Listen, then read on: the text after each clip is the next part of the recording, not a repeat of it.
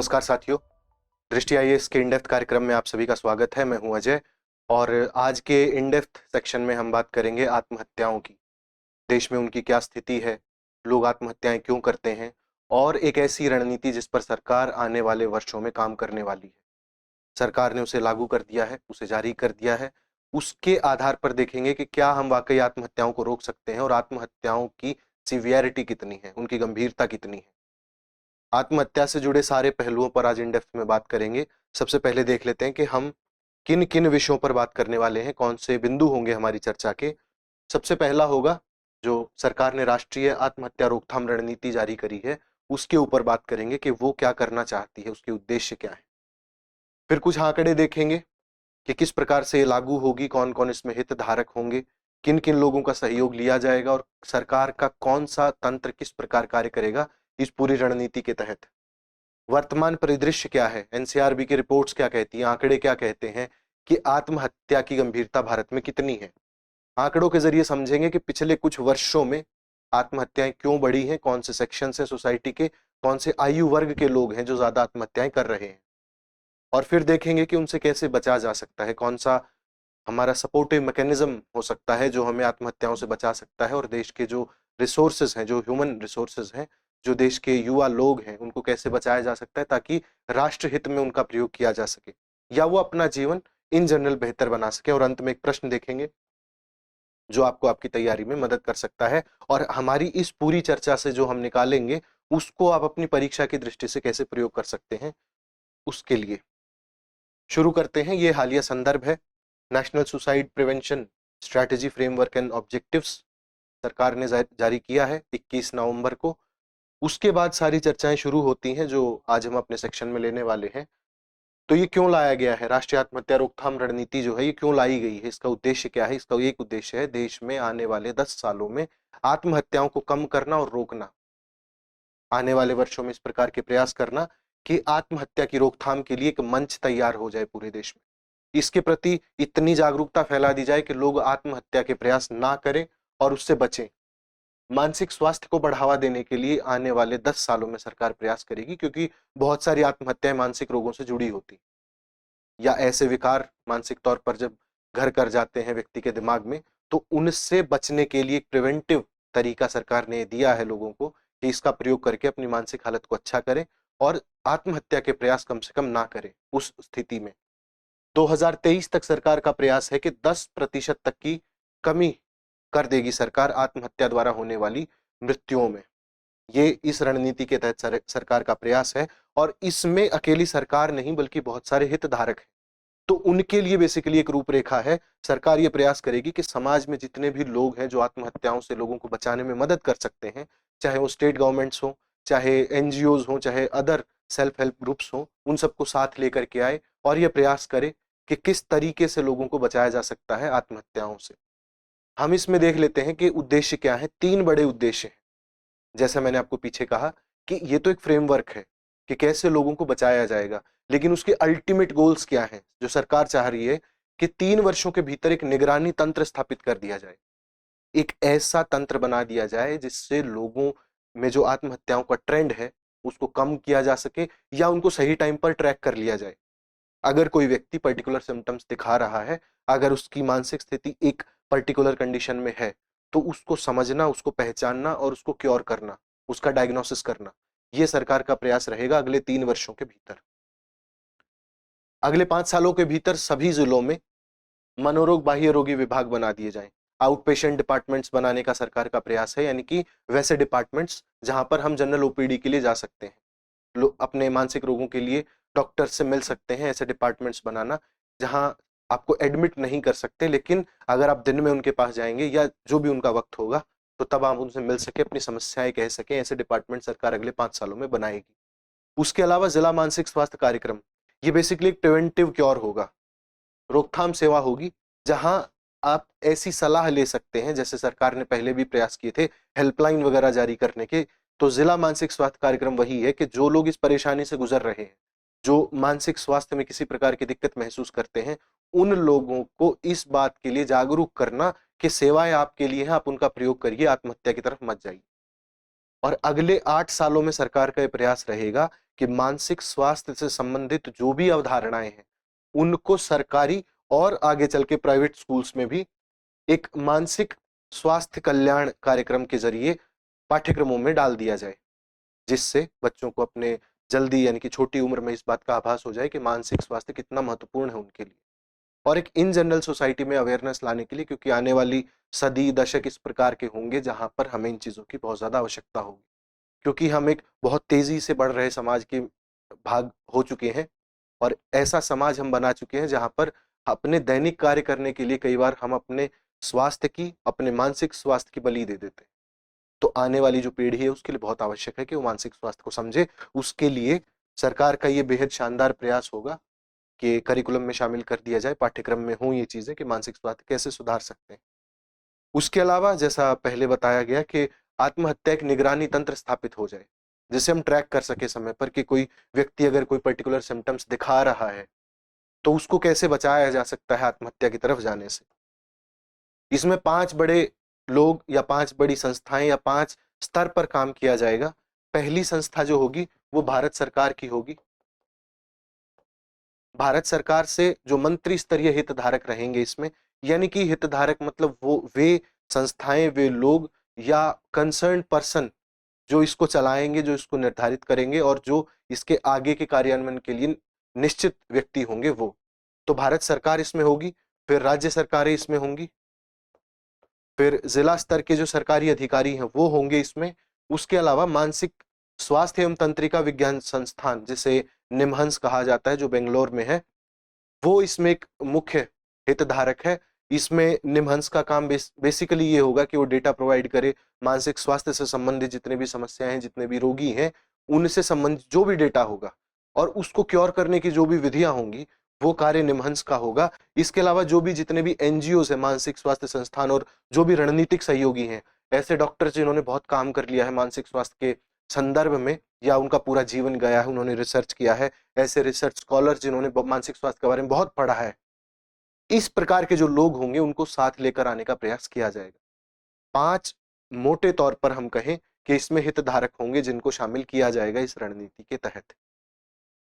आगे चलते हैं, ये उसका पूरा खाका है कि कैसे काम करेंगे। सबसे पहले ministry of health and family welfare, government of India, वहां से डायरेक्शंस चलेंगी तो आएंगी सेक्रेटरी के पास स्टेट में, स्टेट गवर्नमेंट के पास, जहां पर directorate general of health services के पास ये जो सारा कार्यक्रम है उसकी रणनीति है वो शेयर की जाएगी। वहां से डिपार्टमेंट के जो हेड्स होंगे यानी कि सेक्रेटरीज होंगे, वहां से चीजें चल कर आएंगी प्रिंसिपल सेक्रेटरी के पास, फिर मिशन डायरेक्टर इसमें रखे जाएंगे हर स्टेट में। कोई एक व्यक्ति जिम्मेदार होगा जो नोडल अधिकारी होगा, जिसमें पूरा मिशन कंट्रोल करने की पावर दी जाएगी। वो व्यक्ति आगे इसे नेशनल मेंटल हेल्थ प्रोग्राम के अंडर में डिस्ट्रिक्ट मेंटल हेल्थ प्रोग्राम तक नीचे लेकर के जाएगा। उस व्यक्ति की जिम्मेदारी होगी कि इसे सभी जिलों में लागू करवाए, जहां पर डिस्ट्रिक्ट हॉस्पिटल, जो प्राइमरी हेल्थ सेंटर हैं या कम्युनिटी हेल्थ सेंटर हैं या हेल्थ एंड वेलनेस जो सेंटर्स हैं, वहां तक इसे लागू किया जाए। उसके अलावा निमहंस का इसमें बहुत रोल होगा, जो इसे centre of excellence in mental health के जरिए डेटा प्रोवाइड करेगा और मेंटल हेल्थ से जुड़ी जो भी अवधारणाएं होंगी वो भारत सरकार को देने का काम करेगा। इसके अलावा भी बहुत सारे ऐसे लोग हैं जो इसमें शामिल हो सकते हैं या होंगे आगे चलकर। तो उसमें सबसे पहले हैं जैसे मंत्रालय हो गए, सरकार हो गई, सिविल सोसाइटी के लोग हैं, ऐसे लोग जो बुद्धिजीवी हैं, जो जानते हैं मानसिक स्वास्थ्य क्या होता है, उनका काम रहा है मानसिक स्वास्थ्य के संदर्भ में। उसके अलावा कम्युनिटी लेवल पर हेल्थ वर्कर हैं या आशा वर्कर्स हैं या और बाकी सारे लोग जो इसमें मदद कर सकते हैं। अकेडमिया है, यानी कि वे व्यक्ति जिन्होंने रिसर्च किया है इस मामले में या जो जानते हैं कि मानसिक स्वास्थ्य क्या है और इस रणनीति में वो क्या मदद कर सकते हैं। यूथ क्लब्स बहुत सारे हैं और मीडिया का काम भी इसमें रहेगा कि अंत में हम प्रचार करें इस रणनीति का कि आप अगर आत्महत्या के प्रयास करने जा रहे हैं तो एक बार भारत सरकार की मदद लेकर के देखिए। आपके आसपास इतने कम्युनिटी सेंटर्स होंगे, मेंटल हेल्थ को लेकर इतनी अवेयरनेस होगी मीडिया के थ्रू कि आप अगर आत्महत्या के प्रयास करना चाहते हैं तो वो आपकी मदद करेंगे और कर सकते हैं। अब देखते हैं कि कार्यान्वयन तंत्र क्या होगा और दरअसल क्या करना चाहती है भारत सरकार। तो सबसे पहले तो देश को एक मजबूत नेतृत्व की आवश्यकता है, ऐसा व्यक्ति जो इसे लागू कर सके, गंभीरता से लागू कर सके और वो समझे कि मानसिक स्वास्थ्य की समस्याएं क्या है, लोगों की भागीदारी बहुत आवश्यक है और संस्थागत क्षमता बहुत आवश्यक है। मान लीजिए हमने कोई रणनीति बना दी लेकिन हमारे पास उसे लागू करने के लिए तंत्र नहीं। अगर ऐसा नहीं है तो ऐसी स्थिति में हम चाहे कितनी भी बेहतरीन रणनीति बना ले, विश्व के कितने भी बुद्धिजीवी लोगों को, कितने भी समझदार लोगों को अपने देश में ले आए, उनसे पूछ लें कि हम ये कैसे लागू करें, लेकिन जब तक हम तैयार नहीं होंगे, इंफ्रास्ट्रक्चर हमारे पास नहीं होगा, उतने समझदार बुद्धिजीवी लोग नहीं होंगे इसे लागू करने वाले, तब तक ये रणनीति सफल नहीं हो सकती। एक ऐसा नेतृत्व जो चाहता है कि ये लागू हो, और दूसरा फिर वे लोग जो इसे लागू करने में सक्षम हो, बौद्धिक स्तर पर भी, सामाजिक स्तर पर भी लागू हो, और लोगों की भागीदारी इसमें रहे। लोग आगे चल करके आए कि हाँ, हम इसे लागू करवाना चाहते हैं, हमें मानसिक स्वास्थ्य के बारे में और ज्यादा जानना है, और जो आत्महत्या की समस्याएं हैं उनसे हमें निपटना है एक समाज के तौर पर, तभी हम इसे लागू कर पाएंगे और बेहतर तरीके से इसका कार्यान्वयन हो पाएगा। दूसरी इसमें बात जो है वो स्वास्थ्य सेवाओं में हम वृद्धि कर सकते हैं अगर हमें इसे रोकना है तो। लेकिन अगेन फिर वही बात आएगी कि स्वास्थ्य सेवाओं में वृद्धि भी तभी होगी जब लोग चाहेंगे इस रणनीति को लागू करवाना, और आगे आएंगे खुद चलकर कि लागू करवाना चाहते हैं। स्वास्थ्य सेवाओं में अगर वृद्धि होगी तो ये बेसिकली एक प्रिवेंटिव कार्य होगा, ना कि कोई डायग्नोस्टिक प्रोसेस। आप अगर अपने समाज में आसपास कोई लोग देखते हैं और अगर आप उनको बता दें कि आपके जिले में ऐसी एक सेवा है जो आपको, अगर आप आत्महत्या की सोच रहे हैं या मानसिक तौर पर कोई बीमारी आपको है, तो अगर जिले में ऐसी स्वास्थ्य सेवा है और सरकार ने उसको और विकसित कर रखा है, तो शायद आपकी थोड़ी मदद हो जाए। सामुदायिक लचीलापन भी चाहिए और सामाजिक समर्थन भी इसे चाहिए, जैसा हमने कहा, क्योंकि जब तक समाज तैयार नहीं है तब तक कुछ नहीं हो सकता। समाज कई स्तरों पर कार्य करता है इस मामले में। हम अक्सर बचते हैं ये बात बोलने से कि हम मानसिक तौर पर बीमार हैं या हमें कोई मेंटल हेल्थ की समस्या है, क्योंकि समाज समझता है जैसे ही आप मानसिक स्वास्थ्य की बात करते हैं, लोग कहते हैं कि वो पागल हो गए, या मानसिक तौर की समस्याओं को इस प्रकार जोड़ करके देखा जाता है कि आप, जैसे कलोकियल टर्म्स में हम बोलते हैं कि हिल गया है कोई व्यक्ति, दिमाग से पैदल हो गया है। तो इस प्रकार के जो कलंक हैं, उन कलंकों के प्रति भी हमें ये समझदारी विकसित करनी होगी अपने समाज के स्तर पर, मीडिया के थ्रू या फिर सरकारी प्रचार तंत्र के जरिए, कि ऐसी कोई कलंक वाली बात नहीं होती अगर आप बीमार हैं। मानसिक स्वास्थ्य भी वैसा ही है जैसा हमारा फिजिकल स्वास्थ्य होता है। वर्तमान परिदृश्य एक बार देख लेते हैं कि आवश्यकताएं क्यों हैं और स्थिति दरअसल कितनी गंभीर है। हम ये बोल के नहीं हट सकते कि हमें इसकी आवश्यकता है, लेकिन स्थितियां गंभीर नहीं है, और सरकार इसे सिर्फ ऐसे ही ले आई है क्योंकि इतने ह्यूमन रिसोर्स हमारे इसमें गंवाए जा रहे हैं, अच्छे अच्छे लोग, जिसमें बुद्धिजीवी वर्ग के भी लोग होते हैं, और वो जब आत्महत्या के प्रयास करते हैं तो देश को चोट पहुंचती है।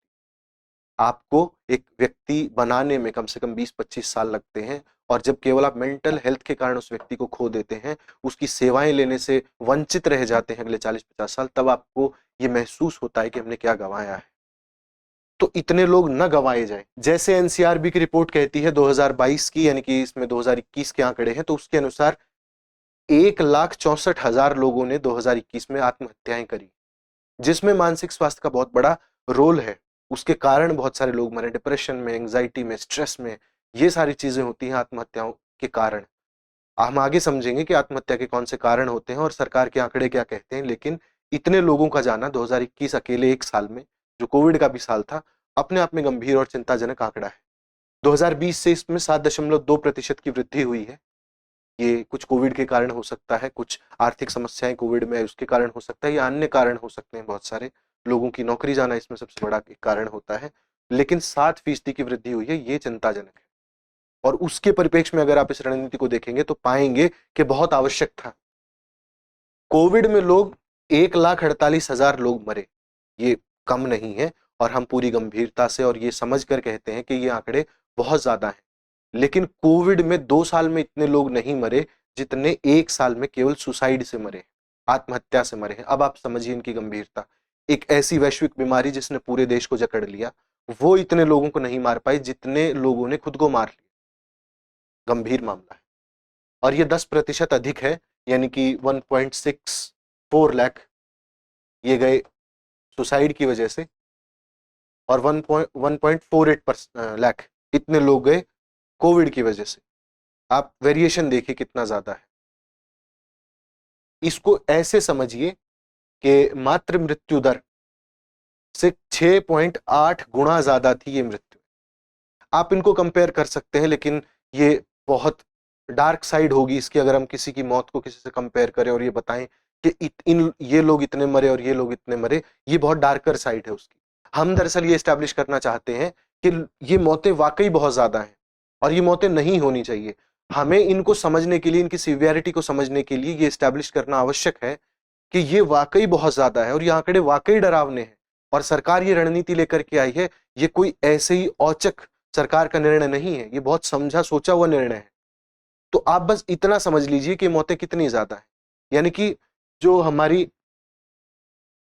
मोर्टेलिटी रेट है फीमेल्स की, माओं की, मदर मोर्टेलिटी रेट जिसको बोलते हैं, उससे 6 गुना ज्यादा मृत्युएं अकेले इसमें हुई है। तो कितना गंभीर है।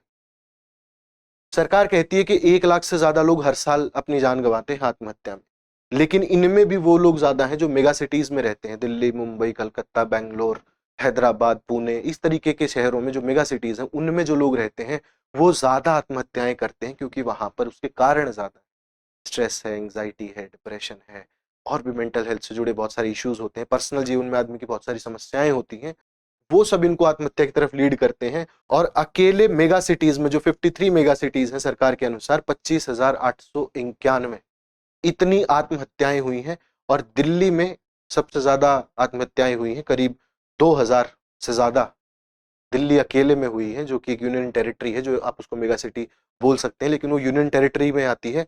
तो दिल्ली टॉप किया है यूनियन टेरिटरीज के मामले में, और 53 मेगा सिटीज में 25,000 से ज्यादा लोग गए हैं पिछले 1 साल में। और 1 लाख लोगों पर करीब 10% से बढ़कर 11% हो गई है ये रेट। यानी कि पहले 2019-20 में करीब 10,000 लोगों का आंकड़ा था मेगा सिटीज में प्रति 1 लाख लोगों पर, लेकिन अब वो 11,500 तक पहुंच गया। गंभीर बात है, गंभीर मामला है। और क्या डरावने आंकड़े हैं जो हम देख सकते हैं। उन आंकड़ों में सबसे बड़ा आंकड़ा ये है कि युवा और मध्यम आयु वर्ग के वयस्क ज्यादा आत्महत्याएं कर रहे हैं। यानी कि जो 18 से लेकर 45 तक आप बोल सकते हैं, जो देश का सबसे अच्छा ह्यूमन रिसोर्स होता है, वो आत्महत्याएं ज्यादा कर रहा है। 2020 में कहें तो 65% ऐसे लोग थे जो 18 से 45 के बीच में थे। अब समझिए, आपने 1.5 लाख लोग गंवाए केवल सुसाइड के कारण, और उन 1.5 लाख में से 65%, यानी कि कम से कम मान लीजिए 80-90 हजार के आसपास लोग आपने सिर्फ 18 से 45 वर्ष वाले गंवाए। और ज्यादातर वो हैं जो कार्यरत थे कहीं ना कहीं, लेकिन उनको समस्याएं थी अपने जीवन। बहुत गंभीर बात है ये।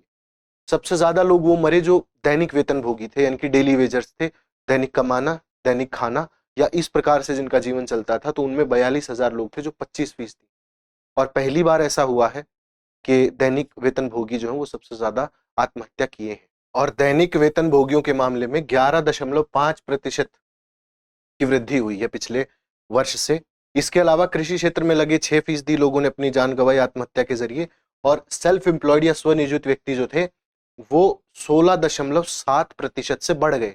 यानी कि पिछली बार जितने सेल्फ एम्प्लॉयड लोग थे, वो इस बार 16.7% ज्यादा उन लोगों ने आत्महत्या की है। बेरोजगार व्यक्तियों की मृत्यु दर में 12.3% की गिरावट आई है, और ये संख्या कम रही है। उसके भी कारण देखेंगे कि कम क्यों रही। ये आप देख लीजिए कि सरकारी आंकड़े हैं, ये डेली वेज जो अर्नर है वो सबसे ज्यादा 42,000, और 25% जो कुल आत्महत्याएं हैं उनका 25% डेली वेज अर्नर थे। इसमें रिटायर्ड पेंशनर्स जो हैं, या व्यक्ति जो हैं जो रिटायर हो चुके हैं, वो सबसे कम है, करीब 1400 थे, और 1% से भी कम उनकी संख्या थी। हालांकि वो भी बहुत ज्यादा है, वो भी नहीं होना चाहिए, लेकिन फिर भी वो सबसे कम रहे। और जो स्टूडेंट्स हैं वो नीचे से तीसरे स्थान पर। उसके बाद जो फार्मिंग सेक्टर में लगे हैं, रिटायर्ड पर्सन के बाद फार्मिंग सेक्टर में लगे लोगों ने सबसे कम आत्महत्याएं की।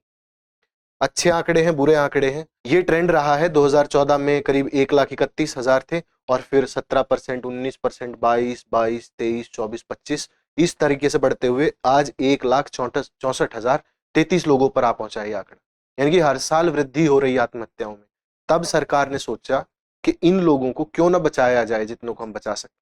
अगर बहुत ज्यादा गंभीर समस्या है तब भी सरकार मदद करने के लिए आगे आएगी और कहेगी कि आप ठहरिए, आत्महत्या कोई अंतिम उपाय नहीं है, उससे पहले भी बहुत सारे उपाय हैं।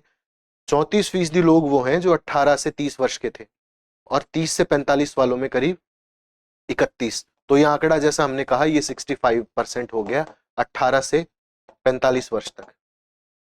गंभीर आंकड़ा है। इतने लोगों का जाना अपने आप में बहुत गंभीर है। और 45 से 60 तक के भी 18% लोग, यानी कि 18 से कम बहुत कम और 60 से ज्यादा बहुत कम। जहां स्ट्रेस ज्यादा वहां सुसाइड्स ज्यादा। तो सरकार को प्रयास यही करना है। सरकार ने समझा कि हमें स्ट्रेस, एंजाइटी, डिप्रेशन, इस तरीके के जो मानसिक स्वास्थ्य से संबंधित अवधारणाएं हैं उनको समझाना है लोगों को, जिसके कारण सुसाइड्स हो रहे हैं। अगर हम उनको मैनेज कर लेंगे तो सुसाइड्स भी मैनेज हो सकते हैं। ये देखिए, 17 में 1,29,000 और 2020 में 1,53,000, 2021 में 1,64,000। और ये वृद्धि देखिए, लगातार वृद्धि हो रही है। देखते हैं अब कारण क्या है। बहुत सारे कारण हैं, लेकिन जो 4 मेन कारण हैं उसमें पहला है पारिवारिक समस्या, और इसमें विवाह संबंधी समस्याएं शामिल नहीं है। कई बार प्रेम संबंधों की वजह से भी आत्महत्याएं देखने को मिलती हैं, लेकिन वो इसमें शामिल नहीं है। ऐसे 33% लोग रहे जिन्होंने अपने परिवार की समस्याओं के कारण, जो उसमें घरेलू हिंसा भी हो सकती है, कलह भी हो सकती है, या किसी की नाराजगी, मान मनोबल भी हो सकता है, उन सारी समस्याओं के कारण 33% लोगों ने आत्महत्या की। 4% वो रहे जिनको विवाह की समस्या थी, जिनको प्रेम में किसी प्रकार के दुख मिले, या वो अपने प्रेम में इतने खुश नहीं थे कि उन्होंने आत्महत्या कर ली। 18-18.5% लोग अपनी बीमारी के कारण आत्महत्या करके गए हैं। और इस मामले में महाराष्ट्र, पूरे देश में जो 1,64,000 लोग हैं उसके 13% लोग अकेले महाराष्ट्र में थे। उसके बाद तमिलनाडु और मध्य प्रदेश का स्थान रहा। केंद्र शासित प्रदेशों में दिल्ली ने टॉप किया है 2,840 लोगों के साथ। पहले क्या प्रयास हुए थे सरकार के जरिए? पहले क्या हमने कुछ ऐसा किया है जिससे मेंटल हेल्थ को सुधारा जा सके और आत्महत्या को रोका जा सके? तो मेंटल हेल्थ केयर एक्ट आया था 2017 में, आपको याद होगा। उसमें मानसिक बीमारी वाले जो व्यक्ति हैं, जो मेंटल हेल्थ से गुजर रहे हैं, उसकी समस्याओं से, उनको स्वास्थ्य सेवाएं देने की सरकार ने पहल की थी। और उसका अगला चरण आप इसको मान सकते हैं, क्योंकि अगर उसमें कुछ खामियां रही या उस एक्ट को लोगों तक नहीं पहुंचा पाए उस तरीके से, तो उसे सुधारने के लिए ये प्रयास सरकार ने किया है। इसके अलावा किरण नाम की एक पहल आपने सुना होगा। किरण नाम की पहल की गई जो सामाजिक न्याय और अधिकारिता मंत्रालय द्वारा की गई थी, जिसमें डिप्रेशन, एंजाइटी, स्ट्रेस या किसी भी प्रकार के जो आत्महत्या करने के जो विचार हैं या उस प्रकार की मानसिक समस्या किसी को है, उनके लिए एक 24/7 टोल फ्री हेल्पलाइन थी। आप गूगल में जब सुसाइड टाइप करेंगे तो आपको एक नंबर फ्लैश होगा वहां पर, दैट हेल्प इज अवेलेबल। आप गूगल में सुसाइड डालिए, आपको आएगा हेल्प इज अवेलेबल। उसका मतलब यही है कि सरकार चाहती है कि अगर आप आत्महत्या करना चाहते हैं तो एक बार हमसे मिल लीजिए, हमसे बात करके देखिए, क्या पता आपकी मदद हो जाए। तो किरण उसी पहल का एक हिस्सा है। इसके अलावा मनोदर्पण पहल थी। ये आत्मनिर्भर भारत के अंतर्गत शिक्षा मंत्रालय द्वारा जारी की गई थी, जिसमें कोविड-19 के दौरान छात्रों को, परिवार के सदस्यों को, शिक्षकों को कई बार मानसिक तनाव हो जाता है, मानसिक स्वास्थ्य संबंधित कुछ समस्याएं हो जाती हैं, तो उनको मनोसामाजिक सलाह देने के लिए ये जारी की गई थी। ये जो पहल है मनोदर्पण, उसको लागू किया गया था। काफी लोगों की मदद हुई। इसके अलावा सरकार ने 2018 में जो अधिनियम लागू हुए उसके अंतर्गत भी सरकार ने आत्महत्या को अपराध की श्रेणी से बाहर किया। एक तो व्यक्ति पहले से, ये वही चीजें हैं जो आपको कॉलोनियल माइंडसेट में दिखती हैं कि एक व्यक्ति पहले ही इतने तनाव में है कि वो आत्महत्या तक पहुंच गया है। फिर जब वो आत्महत्या करने में असफल रहा तो सरकार उसको पकड़कर 309 में, जो आईपीसी की धारा है उसके 309 सेक्शन में पकड़ के उनको अंदर करती थी, दंड देती थी। तो जो व्यक्ति पहले ही मरना चाहता है वो दंड भोगने का क्यों भागी बनना चाहिए? उसको दंड की आवश्यकता नहीं है, उसको मदद की आवश्यकता है, उसको बात करने की आवश्यकता है, उसके रोग का निराकरण करने की आवश्यकता है। ये सरकार ने समझा और 309 को, जो दंडात्मक प्रक्रियाएं पहले सरकार उसमें लेती थी, उसकी बजाय पुनर्वास के प्रयास किए गए। रिहैब सेंटर्स में डाला गया, उनको बताया गया कि आप परेशान मत होइए, आपको मानसिक स्वास्थ्य संबंधित विकार हैं, आप उनको सुधारिए। और ये बहुत अच्छा प्रयास था। इसके अलावा जो प्रशामक देखभाल कार्यक्रम है और जो आयुष्मान भारत के अंतर्गत नशा मुक्ति अभियान है, उन उन चीजों ने भी बहुत हेल्प की है। बहुत सारे लोग डिप्रेशन में नशे के आदी हो जाते हैं, फिर वो नशे की समस्या से जूझने लग जाते हैं। तो नशा मुक्ति होगी, हम आगे देखेंगे कि कौन कौन से उपाय हैं जो हम कर सकते हैं ऐसी समस्याओं से बचने के लिए। तो नशा मुक्ति उनमें से एक है। बहुत सारे लोग सुसाइड इसलिए कर लेते हैं क्योंकि वो नशे के कारण भी ज्यादा डिप्रेशन में चले जाते हैं, क्योंकि वो बैठ के सोच नहीं सकते, किसी से बात नहीं कर सकते उस वक्त जब वो डिप्रेशन में है। उन्होंने नशे का सहारा लिया और अपने आप को सुसुप्त अवस्था में ले गए। ये उनकी मदद नहीं करता है, उनकी एंजाइटी को, उनके डिप्रेशन को और ज्यादा बढ़ाता है। इसलिए हमें क्या प्रयास करने चाहिए कि एक ऐसा डिफेंसिव मैकेनिज्म हम अपने अंदर तैयार करें कि हम डिप्रेशन में जब जाएं, हम एंजाइटी में जब जाएं, तो हम या तो उसे खुद निपट सकें या किसी से बात कर सकें, अपनी चुप्पी तोड़कर किसी से मदद मांग सकें। ये प्रयास हमें करना चाहिए। शराब का सेवन नहीं करना चाहिए या किसी भी प्रकार के मादक पदार्थों का सेवन नहीं करना चाहिए। अगर आप डिप्रेशन, एंजाइटी और इस तमाम प्रकार के विकारों के कारण अगर आप शराब में या अन्य किसी नशे में चले जाते हैं, तो वो बहुत बुरा होगा आपके लिए लॉन्ग रन में। उनसे बचना चाहिए, लोगों से बात करनी चाहिए, समझाना चाहिए क्या समस्या। अगर बहुत ज्यादा समस्या बढ़ जाए तो सरकार एक तो ये पहल करेगी ही करेगी, लेकिन अभी के लिए आप डॉक्टर्स के परामर्श ले सकते हैं, ऐसे चिकित्सकों के, ऐसे लोगों से आप मिल सकते हैं जो इसमें आपकी मदद कर सकते हैं। और योग, ध्यान या फिर विश्राम अभ्यास कर सकते हैं। थोड़े दिन अपने काम से छुट्टी ले सकते हैं अगर आपको समस्या है। अगर आपको प्रेम संबंधी कोई समस्या है तो उससे भी आप आराम ले ही सकते हैं। मृत्यु, आत्महत्या ये अंतिम लक्ष्य नहीं होना चाहिए व्यक्ति के जीवन। ध्यान करिए, योग करिए, विश्राम करिए, थोड़ा सा दूर जाइए माहौल से, लोगों से बात करिए, डॉक्टरों की सलाह लीजिए, मद्य पदार्थों से बचिए। ये सारे काम करिए अगर आपको मानसिक रोगों से किसी भी प्रकार की ऐसी कोई समस्या है तो। अब जैसा हमने कहा, एनसीआरबी के बारे में हमने थोड़ा सा जिक्र किया था, हमारी चर्चा समाप्त हो चुकी है। बस हम एनसीआरबी के बारे में कुछ फैक्चुअल जानकारियां देख सकते हैं जिससे आप अपने आंसर्स में लिख सकते हैं, या इस पूरी पृष्ठभूमि को समझने में एनसीआरबी का बहुत बड़ा रोल है, क्योंकि जो आंकड़े थे वो एनसीआरबी के थे। तो एनसीआरबी क्या है और उसके आंकड़े इतने विश्वसनीय क्यों हैं, इस बात को एस्टैब्लिश करने के लिए आपको एनसीआरबी भी कोट करना पड़ेगा, उसको देखना पड़ेगा। तो एनसीआरबी का मुख्यालय दिल्ली में है। 1986 में गृह मंत्रालय के अंतर्गत इसे स्थापित किया गया था। इसमें अपराधियों और अपराध से संबंधित जो सूचना है उसके भंडार को रखने की इसकी जिम्मेदारी होती है। हर साल सर्वेज होते हैं जिसमें एनसीआरबी अपने आंकड़े जारी करता है। और राष्ट्रीय पुलिस आयोग जो 1977 टू 81 था, और गृह मंत्रालय की टास्क फोर्स 1985 उसकी सिफारिशों पर के आधार पर इसे 1986 में बनाया गया था, लागू किया गया था। और बेसिकली आंकड़े इकट्ठा करने का इसका कार्य है। अपराध के वार्षिक जो आंकड़े हैं वो जारी करता है। इसकी रिपोर्ट होती है क्राइम इन इंडिया, भारत में अपराध रिपोर्ट होती है। उसके आंकड़े बहुत महत्वपूर्ण माने जाते हैं और सरकार उनका क्या प्रयोग करती है ये हमें दिखता है। जैसे सरकार ने एनसीआरबी के आंकड़ों का प्रयोग किया है समझने के लिए कि व्यक्ति आत्महत्याएं ज्यादा कर रहे हैं, उनसे कैसे बचा जाए, उनसे कैसे निपटा जाए, अपने ह्यूमन रिसोर्सेज को कैसे बचाया जाए। तो अब हमारी चर्चा खत्म होती है, हम आज का प्रश्न देख लेते हैं, फिर आपसे विदा लेंगे। भारत में मानसिक स्वास्थ्य के संदर्भ में आत्महत्याओं की स्थिति पर चर्चा करते हुए निवारक उपाय सुझाइए। तो आप इसमें वही बात करेंगे जो आज हमने आपसे कही, कि सबसे पहले आप ये एस्टैब्लिश करेंगे अपने आंसर में कि भारत में आत्महत्याओं की स्थिति इतनी सीवियर क्यों है, इतनी गंभीर क्यों है। तो आप एनसीआरबी के आंकड़े देंगे, आप बताएंगे कि इतने लोग आत्महत्याएं करते हैं, पीछे से बढ़ते हुए इतने लोग आगे आ गए हैं, आत्महत्याएं लगातार बढ़ रही हैं और सरकार क्या प्रयास कर रही है और हम उसके लिए क्या निवारक उपाय दे सकते हैं, जैसा हमने चर्चा। तो आज के इन डेप्थ कार्यक्रम में इतना ही। आपसे फिर मुलाकात होगी, तब तक के लिए बहुत बहुत धन्यवाद।